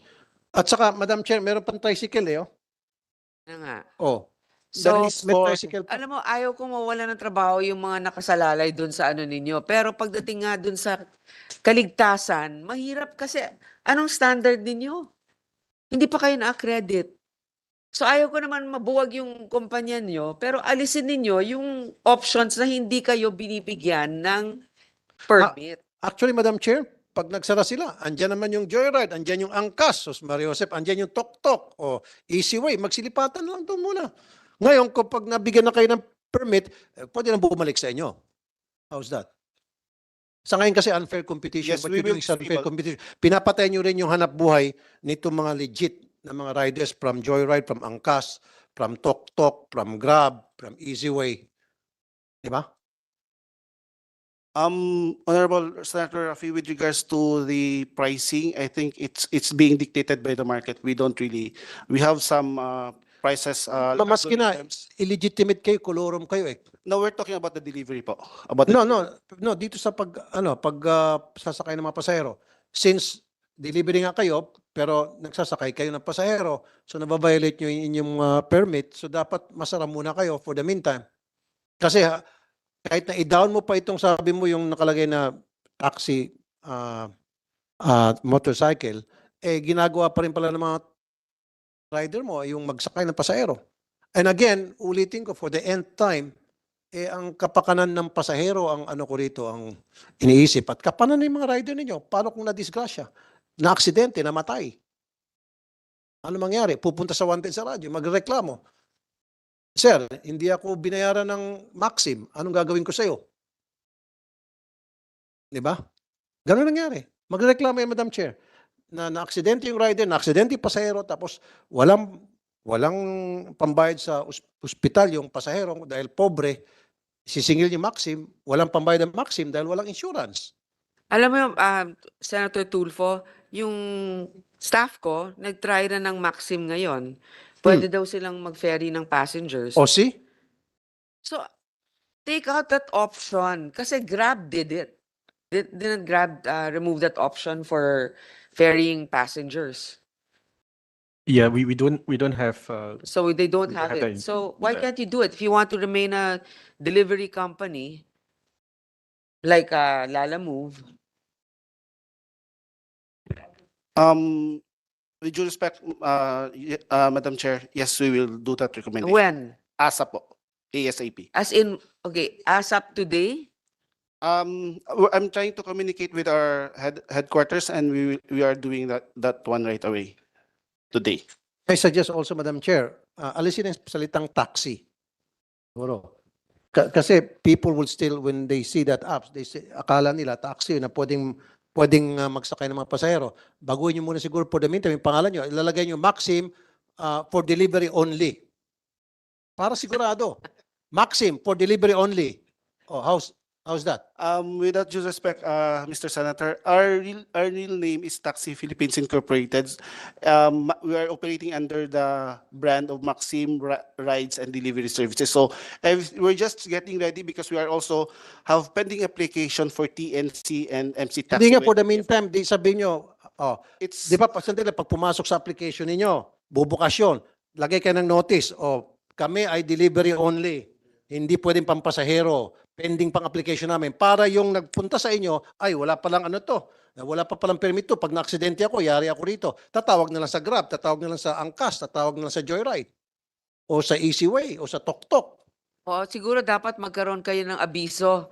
Kasi nung umpisa, pinapayagan ninyo, baka malito yung mga ano. So, in the meantime that you're changing this option, lagay kayo ng abiso. Delivery lang po kami. Yes. How's that? Yeah. we will do that. Can you do that Yes, we will do that. yesterday? Today po. Today. Today po. We will do that. Okay. We will be posting on our social. We will be doing that on our social media site po, ASAP po. Okay, good. You know what, colleagues, I think we're okay unless you have other questions. We are JV, Senator JV. Madam Chair, before we end, first of all, I'm also a rider, and I have seen from the start under your committee. The time, Madam Chair, exact hindi po ako pro Angkas na nagkataon lang na ito yung suot na kulay ko. But I have seen how sila George then, back then, we started. That's why we have this committee pushed for the Provisional Authority for Motorcycle Taxis back then. Sa totoo lang, at that time, Madam Chair, na ano rin ako nun. Ano yun? It was a risk because as a rider myself, I know the dangers of being on two wheels. Ngayon, magfe-ferry pa tayong passenger. But, Madam Chair, I had the experience, sila George and the other companies, pinakita po nila sa akin yung training. I had the chance to see it. And being on the road all the time, pag hindi nakabisikleta, nakamotor, in fairness po, yung Grab, Angkas, Joyride, Move It, Lala Move, most of these courier riders and motorcycle taxis are more disciplined than the other riders on the road. No, so in Madam Chair, ma'am, I'm a witness, pero hindi naman lahat. Minsan may kamote pa rin lumalabas. Pero sana bigyan niyo yung number so how we can report those drivers so that they can be um, blacklisted or at least ma-reprimand. But again, Madam Chair, I'm very happy that this pilot authority that we have given, naging successful. Sa totoo lang, medyo nagdalawang isip ako noon. Pero at least yung 0.003% accident rate, no, is really something that an achievement. So at least hindi tayo nagkamali, Madam Chair, in supporting this pilot authority to operate. So I guess it's about time that we already pass this measure so that they will already have a basis, no, for operations. So yun lang po, Madam Chair. Actually, I would like to give recognition to George. You really professionalized this sector. So from the very beginning, you've always emphasized safety. Hindi naman sa binibigyan namin ng bias yung angkas, but diba, they were the pioneers. Sila talaga, they paved the way for all of you to come in. Kung hindi sila nakiusap, nag-explain, nagbigay ng example, wala lahat dito, Joyride, Grab, etc. for the ride-sharing app. So, I hope we encourage more innovation and more investors to come in the country. But that's why we have to make sure that our laws are enforced. Because if the laws are not enforced, then there's not a level playing field. Nobody will want it. Nag-Public Service Act pa tayo. Walang pupunta rito. Diba? So, Madam Chair? yes, Just Senator Nancy. before we end lang, meron ho bang pag-aaral yung DOTR kung ilang motorsiklo yung kaya ng road networks natin? Like, can EDSA accommodate what, 5 million motorcycles? May ganun ho ba kayong study? Because Madam Chair, parang dun magde-depend din yung gaano kadaming motorcycles yung bibigyan natin ng prangkisa. Kasi remember, aside from itong mga motorcycle taxis, meron din tayong mga individual motorcycles, which, ewan ko, may data ba kayo na ilan na ho ba yung registered motorcycles in the Philippines? Madam, yung sa ano po, sir, number po ng registered motorcycles, meron pong data sa LTO po yon yearly po. So ilan nakakailan na ho tayo ngayon? Sa year 2023 po, ang nasa datos po namin, ang total motor vehicle registered po kasi nasa around 13 million po. Out of that 13 million po, nasa 8 million po yung mga motorsiklo po. But to be exact po, Senator, isesend na lang po namin yung exact figure po. So at the moment, meron na tayong 8 million motorcycles. Apo, around 8 million po. Out of the 13 million motor vehicle registered with LTO po. Okay. And then, so may ganun ba kayong pag-aaral? Kung Doon po sa topic na nasabi niyo, ma'am, idadagdag din po namin yon as we go along with the pilot study po kasi hindi pa po namin yun natatouch po yung portion namin. sige, we should also consider kasi ngayon as we increase the bike lanes, isa pa din yun dun sa makakadagdag dun sa gagamit ng mga kalsada natin. Yun lang po, Madam Chair. Mr. Ortega. Yeah, sandali lang po naman to, Madam Chair, like na-mention po namin with Senator Tulfo earlier. So on the part po of the Office of Transportation Cooperatives and the OTR family po, once maisabatas or mangyari na po yung pagtulong ninyo dito sa mga riders po na maging legal po, we are glad with the statement coming from Angkas and sa discussion po dito that they are interested na sumama po sa kooperatiba po. Yung mga riders natin, that will be of big help kasi magkakaroon sila ng mga economic benefits under a cooperative po. And also in the future po, siguro po yung mga cooperative po, magkakaroon ng kooperatiba ng riders po para dito sa magiging batas. Yun lang po. Madam Chair, makasingit lang. LTO and also itong transport cooperative, ano po yung plano nyo dun sa habal-habal? Hindi nyo pa ako nasagot totally. yung mga nasa probinsya na mga kolorom na nagsasakay ng 4-5 pasahero sa isang motorsiklo? What's your plan? Senator, yung sa side po ng Colorum, number one po kasi sa LTO, may jurisdiction po siya sa mga Colorum po ng habal-habal. Pag hindi po sa LTFRB, sa amin po sa LTO. So yung ang penalty po for that is 6,000 po pesos, and then pwede rin pong ma-revoke yung registration po nila at maaari din pong ma-impound yung motorcycle units po nila for a minimum of 3 months po. So ngayon pong pag-usapan po natin dito yan, aside from i-intensify po ng enforcers namin yon, kung dadaan po sila sa due process po at pwede po silang maano po ng administrative penalty. Pero honestly, Madam Chair, ayaw ko naman silang makulong. Naghahanap buhay mga yun, may mga pamilya din yon, right? At yung motor na yon, pinaghirapan nilang mag-ipon, yung iba inutang pa sa 5-6 para magkaroon ng motosiklo at gawing hanap buhay. Ang gusto ko lang siguro is to reach out to them. Tell them, educate them na bawal itong ginagawa nyo. Bigyan sila ng warning at meron namang angkas, meron namang joyride, meron namang grab na pwede kayo mag-enlist at maging legit na kayo. How about that? Come up with a program na para to reach out to these people, itong mga habal-habal. Senator, we will do that po, yung pag-reach out po. Aside from that po, yung portion po kasi nung pilot study po natin, yung areas of operation niya po kasi Metro Manila, Metro Cebu, and CDO po. So may mga ibang portions po ng habal-habal na hindi pa po siya na-cover ng MC taxi po. Kagaya po ng iba pong pagkakataon nyo provinces. na, mga kumpanya na mag-expand sa iba't ibang probinsya. Marami yan sa Davao, sa Bohol, sa Zamboanga, Cagayan, it's all over itong habal-habal. Malaking negosyo yan, angkas. Ba't di kayo mag-expand dun? Yes, sir. Thank you po, Madam Chairman. In fact, Madam Chairman, we already have an LOI for multiple provinces that's been really asking.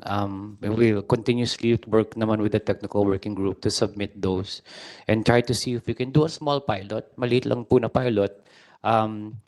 What I see po, no, once yung batas matapos na po, there will be regional and local players. Hindi lang naman po ang Angkas, Joyride, or Move It, or Grab yan. Meron din po magiging sa Pangasinan lang po, or sa Dagupan lang po. And we are willing to teach them. We want to be able to provide them a program for the safety. We want to teach also the potential local operators there. Kasi kung ano yung mangyari po sa kanila, sabit din po kami, sa totoo lang. So we want to make sure lahat po safe, kahit yung mga maliliit na players. So we're willing to offer to share our expertise with them. Itong pwede yung gawin, LTFRB and LTO, give them a warning. Advertise na we're giving you until such, kunyari, 3 months na kayo mga nasa habal-habal, tumigil na kayo, mag-sign up na lang kayo kung ano yung preferred nyo na taxi motorcycle company.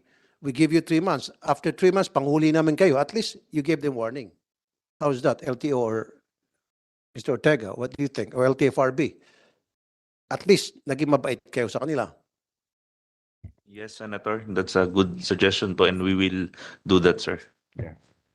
Sa sinabi niyo naman po, Senator, once maging batas po to, ang gagawin po ng Office of the Transportation Cooperative, dahil yung mga habal-habal na sa probinsya, parang grupo na sila po yung uunahin naming lalapitan para mas madali na maging kooperatiba sila dahil grupo na sila. We will guide them to be a better organization pa. Thank you. Ipagbawal na yung sumakay ng maraming pasahero. Isa lang, Definitely. isa lang. Nakita mo na yan, Senator JV? Hindi lang, 5. May kahoy pa, kuminsan 10 pa eh. Madam Chair, yung may plywood sa gitna, di ba? May kahoy sa gitna. Yung may, para magbalanse. Napakadelikado yun. Miss LV, Madam Chair, Senators, I would like to put some input. We have had our experience with the PUV modernization where the old jeepney drivers were already organized into cooperatives, and they have learned how to become modern drivers using modern vehicles. So would it be possible that this habal-habal follow the footsteps of those drivers who have been modernized and are already self-empowered in order that they can pursue the same kind of operations? and be legalized. That is noted. I'm sure that they can do that. But in the interest of time, Mr. Morales. Madam Chair, thank you for this opportunity. Would like to inform the body that that option for motorcycle ride hailing in our app has been removed already. Thank you very much. Yan, so pwede naman. Actually, we could be harsher in terms of reprimanding you. Because pumasok ka dito, sinabi mo hindi kayo colorum. Pero clearly, nakita natin hindi ganon. So warning shot lang to ha. Huwag niyong ibalik yan, option na yan. Kung hindi, iko-contempt ka namin dito. So Senator JV. Yes, Madam Chair, before we end, although probably all the companies here, no, sa motorcycle taxis, the courier services, know that this committee under Chairman Grace has been very supportive of this program. But I just want, meron kasi mga issue rin that I want to be addressed also. No? Kasi may mga nagre-report that during rush hours, nagkakaroon ng price surge. No? That's natural kasi po, peak hours yan.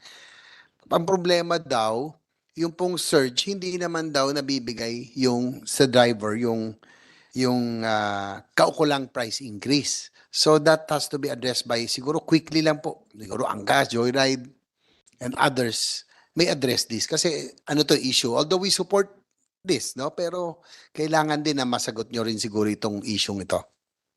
Sige, George, please. Senator Ejercito, we don't have price surge po at this point. Thank you. Okay. Joyride, si Mr. Meneses. Senator, wala po kaming surcharge.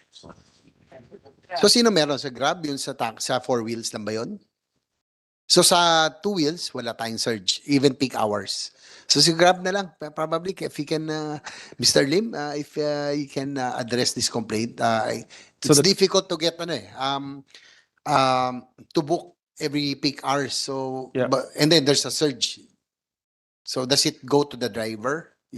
Yes, the bulk of the so maybe explain the purpose of search first. So because we are a marketplace, the mechanism of a search is to allow the marketplace to find a price in which you can balance demand and supply. So whenever there is a lack of supply, meaning lack of drivers on the road, there will be a search. And as a result, drivers are encouraged to come onto the platform, earn a little bit more, and we can fulfill the demand. So that's how the search work, and the search mechanism is regulated by LTFRB as well. The second point I would say is that because of COVID, there has been some quite deep disruptions in terms of the marketplace, and so before COVID. During COVID, a lot of the drivers have left the industry. And so when, for example, during the Christmas period, gratefully, the economy activities surged back again for Philippines, we find that there was not a lot of drivers left. And so there was quite persistent surge. We're quite grateful that the supply has started to come back with the support from LTFRB as well. We're also seeing prices actually have come down about 20% on the four-wheel side since December. And with more supply coming in, we are quite hopeful that the price of ride-hailing for four wheels at least will become much more moderate. But every time there's a surge, of course, that's part, I explained it, the reason for this feature, does it go to the driver as well? Yes, so we will take our commission so that we can, of course, invest in the platform. But most of the such money goes to our drivers. Again, that's also part of the design so that we can encourage drivers to come online and serve. Even during peak hours, no, it's difficult. Yes. Yes, sometimes because I order, especially peak hours, it's difficult to book even for delivery. So you need priority so that they will accept. Because it's big hours, so that's part of the program. Yeah.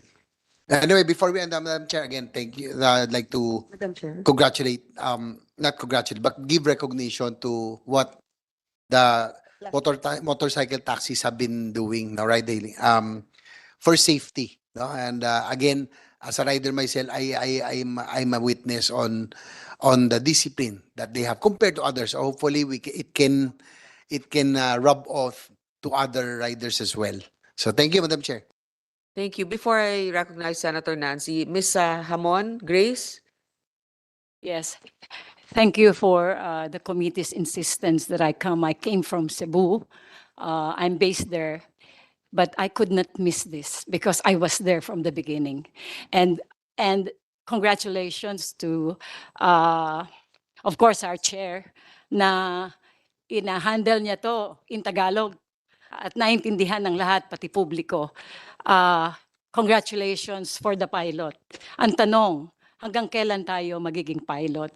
So I would like to suggest that I think marami ng panahon at marami ng learnings ang natutunan natin. So let's get down to business and legislate this one into a policy so that everyone will be protected. Salamat din sa agad-agad na pagsagot kasi totoo yun. Violation po ng practice yan, fooling the public that ano lang, no? Fooling the public. Sorry, I'm so blatant, yeah. But this group has raised the bar very high. In terms of training, institutionalization pa, sa TESDA. Si George may vision talaga at saka itong mga nag-comply. So nakakatuwa po because this is very important to making now the law. I think let's sit down and do the law so that regulation can happen, protection can happen for both riders, yeah, and the owners also, as well. Thank you. Very beautiful summary, Ms. Hamon. Thank you. Siguro pagka-retired na si George, siguro pag mga 60, pwede ka nang mag-LTFRB. Pwede. Hindi ngayon. Pero pag matanda ka na, bata ka pa eh. Pagka, ano, Sayang, Madam Chair, may opening pa naman ngayon. Nako, teka, controversial ata to Ewan ko kung bibitawan ni George yung ano, sa bagay, his wife can help. Oh.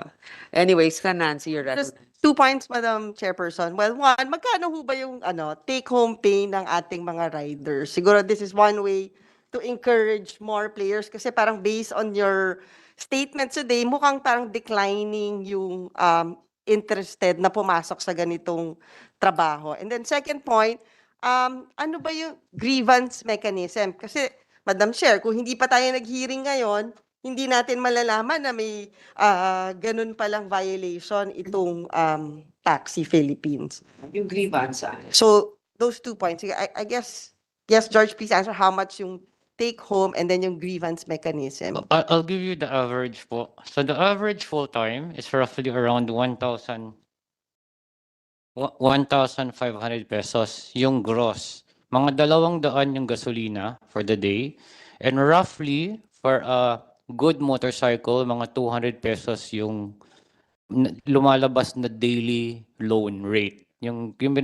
Kung i-araw-araw mo yung monthly interest, 200. Tapos pagkain, another 100 siguro, minsan may baon sila. So mga 1,000 pesos ang take home. Pag part-time, ang take home nila roughly around 800, thereabouts. Doon po naglalaro So, yun. full-time ilang oras sa isang araw yon?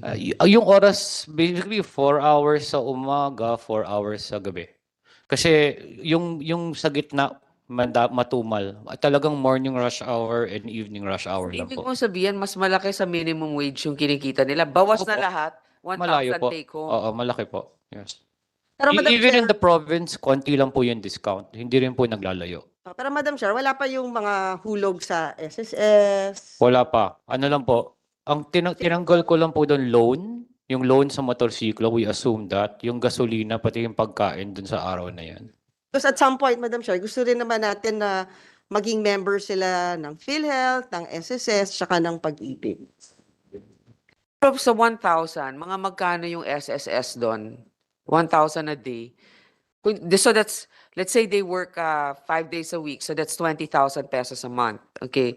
So, sino ba dito yung mga alam sa HR? Mga magkanong SSS nun? Di ba percentage? Alam ko lang Pag-ibig, 100 pesos. A month? A month. So siguro hindi naman gano'n kalaki. So it has to be encouraged na lang. So, Ma'am, marami po sa, sorry Madam Chair, may I? go ahead, please. Marami po sa kanila actually SSS at Pag-ibig. What we do is we have a kiosk in the office and we help facilitate. We pay it in their behalf. Tapos as fringe benefit po, we offer not necessarily government benefits but other benefits like health insurance, yung mga ganun po. Pero kayo wala kayong share. Wala po. They're considered independent contractors. Okay. Kasi hawak po nila yung oras nila. We cannot mandate them to work a day or a time. Thank you. So yung second question, yung second point, yung katulad nito na na-discover natin ngayong hearing na to na may ganung violation, so kanina pwede magsumbong? Siyempre, dapat mabilis automatic LTFRB. Kami po. Ganun ang sagot. Actually, Madam Chair, the office receives complaint ang LTFRB. However, we forward it to the MC Taxi Technical Working Group. Sila po ang nag-handle po if there are complaints. Sino yon? Sino yung head doon? Si Attorney Chofilo Guadis. Ba't wala siya dito? Hindi namin kasi siya kilala eh. Paano siya makikilala nung iba? But anyway, okay. So make it clear na lang. Maybe put up a desk in LTFRB. Put it in your website. If you have any complaints about the MC taxis or whatever, doon na lang pumunta. But